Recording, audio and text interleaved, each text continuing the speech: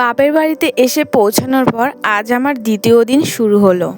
এই গ্রামের স্নিগ্ধ হাওয়া আর মায়ের হাতের পুজো সব মিলিয়ে দিনটা যেন একটা আশীর্বাদ। সো হ্যালো এভরিওয়ান, কেমন আছো তোমরা সবাই? আশা করি অনেক ভালো আছো, আর তোমাদের ভালোবাসায় আমিও অনেক ভালো আছি। তো তোমাদের সামনে আবার একটা নতুন ব্লগ নিয়ে চলে এসেছি। তো আজকের ব্লগটা বাপের বাড়ি থেকেই শুরু করছি, কারণ আজকে বাপের বাড়ির দ্বিতীয় দিন। আর এই যে ঘুম থেকে উঠে প্রথমে বিছনাটা গুটিয়ে নিলাম, তারপর এদিকে সকাল সকাল দেখি মা অনেক ফুল তুলে রেখেছে। তো চলো সেই ফুল তোলাটাই তোমাদের সাথে কিছুটা ছোট্ট করে শেয়ার করি। তো এখানে দেখি মা আমাদের কাছ থেকে ফুল তুলছে, আর তার আগে মা মানে পাড়া থেকে কিছুটা ফুল তুলে নিয়ে এসেছে, যেই ফুলগুলো আমাদের বাড়িতে নেই সেগুলো আর কি। তো এখানে আমাদের কাছ থেকেও তুলে নিচ্ছিল। আর বাবা যেহেতু কালকে রাতে অনেকগুলো পদ্ম ফুল নিয়ে এসে, তো সেই পদ্ম ফুলগুলোও রয়েছে। তোমরা নিশ্চয়ই আমার আগের দিনের ব্লগে দেখতে পেয়েছো যে আমার বাবা অনেক পদ্ম ফুল আর পদ্মের চাক নিয়ে এসছে আর কি। তো সেগুলো তোমাদের সাথে শেয়ার করেছি, যারা দেখোনি আগের ব্লগ দেখে আসো বুঝতে পারবে। তারপর এই যে মা এই ফুলগুলো তুলে নিয়ে এসেছিলো, সেগুলো আমাকে দেখাচ্ছিল। আর এখন আমি চলে আসলাম আমাদের গ্রামের পুকুরের সাইডে। আর এই পুকুরের সাইডগুলো পুরো এখন সবুজে সবুজ হয়ে থাকবে, কারণ এর মধ্যে পুরো পাট বোনা রয়েছে সেই কারণে।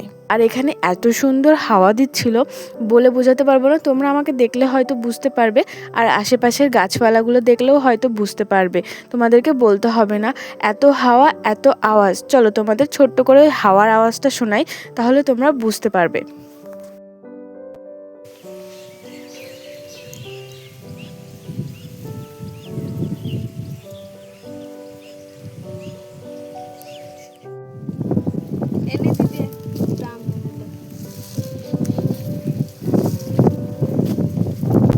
তো আমরা দুজনা বসে বসে একটু গল্প করছিলাম, হট করে পেছন থেকে একটা আওয়াজ শুনতে পাই। তো আমি বললাম যে দেখ আম পড়েছে হয়তো। ও গিয়ে বলছে কি না না, নষ্ট আম হবে হয়তো, থাক বাদ দে। তারপর আমি বলছি তুই দেখ না, ভালোও তো হতে পারে। তারপরে গিয়ে নেমে দেখে কি হ্যাঁ, পুরো গাছ পাকা আম পড়েছে গাছ থেকে। তো তাড়াতাড়ি করে বাড়ি গিয়ে চাকু নিয়ে এসছে, আর আমি এই যে বসে পড়েছি আম খেতে। তো এটা পুরো গাছ পাকা আম, আর আমি এই বছরের প্রথমেই গাছ পাকা আম খাচ্ছি। তো হিমসাগর আম তোমরা জানো কতটা টেস্ট হয়, কতটা ভালো হয়। আর ও এটা ছোট্ট করে একটা পদ্ম ফুলের চাক দেখিয়ে দিল, ওকে আমার ভাই দিয়েছে এটা, আর আমাদের বাড়িতে নিয়ে এসছে, সেখান থেকেই দিয়েছে। তো আমিও তোমাদের সাথে অবশ্যই পদ্ম ফুলের চাক শেয়ার করব, আর আমি আমার শ্বশুর বাড়িতেও নিয়ে যাব, ওখানে আমার অনেকজন আছে দেওয়ার, তো তাদেরকে দেব। আর এখানে আমি আম কেটে নিচ্ছিলাম, এক সাইডের আমটা একটু কেমন যেন লাগছিল দেখতে, আর এক সাইডে ভালো ছিল। তো এই সাইডটায় আমি গল্প করতে করতে খেয়ে নিয়েছি, মানে আমার কোনো আর খেয়াল নেই যে ওই সাইডটা খারাপ পড়েছে। নাহলে আমি সত্যি বলছি, একটু দেখে শুনে ওই সাইডটা আমি খেতাম, এই সাইডটা ভালো দিকটা ওকে দিতাম। আর এখানে আমি গল্পই করছিলাম, এখানে আরও ওই পাশে পুকুরের ওই পাশে অনেকজন ছিল, তো ওদের সাথেও গল্প করছিলাম। আর এখানে কাটতে কাটতেও আমি গল্প করছিলাম। তো সেই কারণে আমটা আমি মানে ঝোঁকে ঝোঁকে খেয়ে নিয়েছি, এখানে কাটছিলাম খুব সুন্দর করে, তো এখানে আমি ঝোঁকে ঝোঁকে খেয়ে নিয়েছিলাম। তারপরে ও পরে ওইটা খেয়েছে, যাক ওর মুখের মধ্যে পোকা পড়েছে, কিছু করার নেই। যাই হোক, তারপরে আমটা একটু টক ছিল বলে আমি বলছি ধুর ভালো না টক একটু। আর যেহেতু আমটা পুরোপুরি পাকেনি, সেই কারণে একটু টক টক ভাব লাগছিল। আর ওকে এই যে দিয়ে দিলাম, আর এই যে ভুল করেছি আমি দিয়ে, কি আর বলবো। আর ও খেয়েছে এই যে এই সাইডটা যে কেটেছি আমি, ওই সাইডটাই খেয়েছে।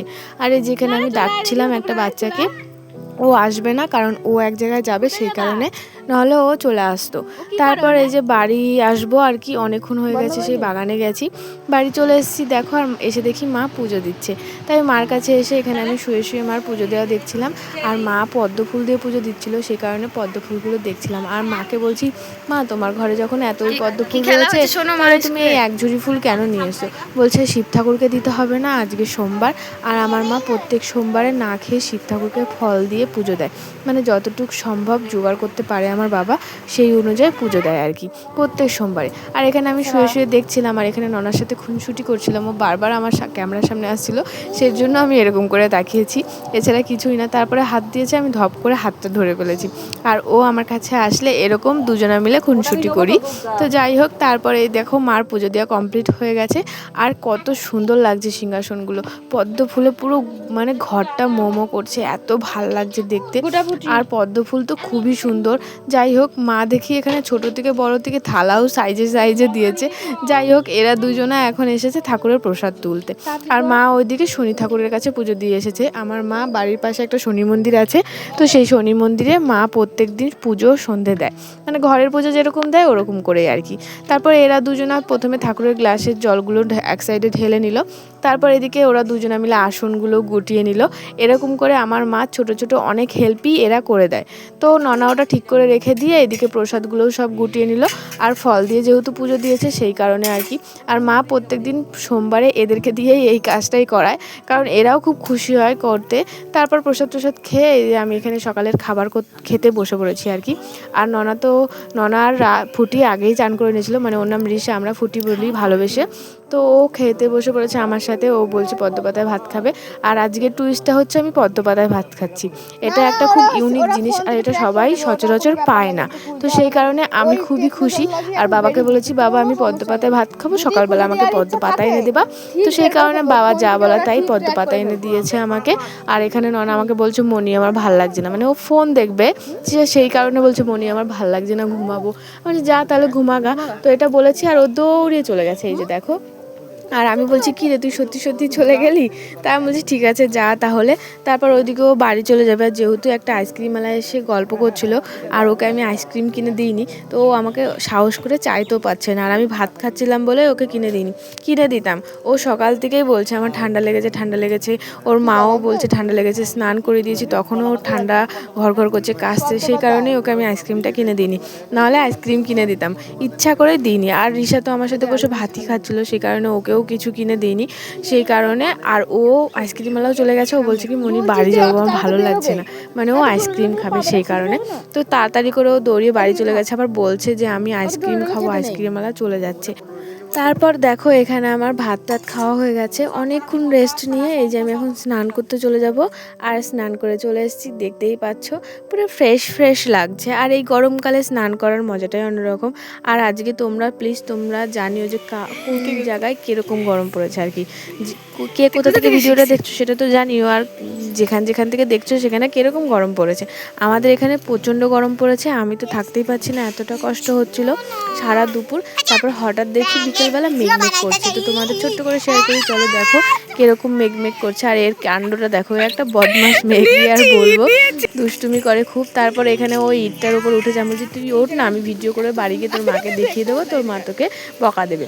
তারপরে সেটা নিয়েই আমরা খুনসুটি করতে করতে ইয়ার্কি মারতে মারতে চলে আসছিলাম, আর ওকে দেখাচ্ছিলাম এখানটায় ওই গাছটার জন্য ভিডিওটা এত ভালো লাগে কি আর বলবো, মানে ওই গাছটার জন্য শুধু ভালো লাগে সত্যি কথা বলতে। আর আমাদের গ্রামটা সত্যি খুবই সুন্দর। তারপর বিকেলবেলা দেখো কি পরিমাণে ঝড় উঠেছে, মানে প্রচুর হাওয়া উঠেছে, আর কি আর বলবো, কিছু বলার নেই।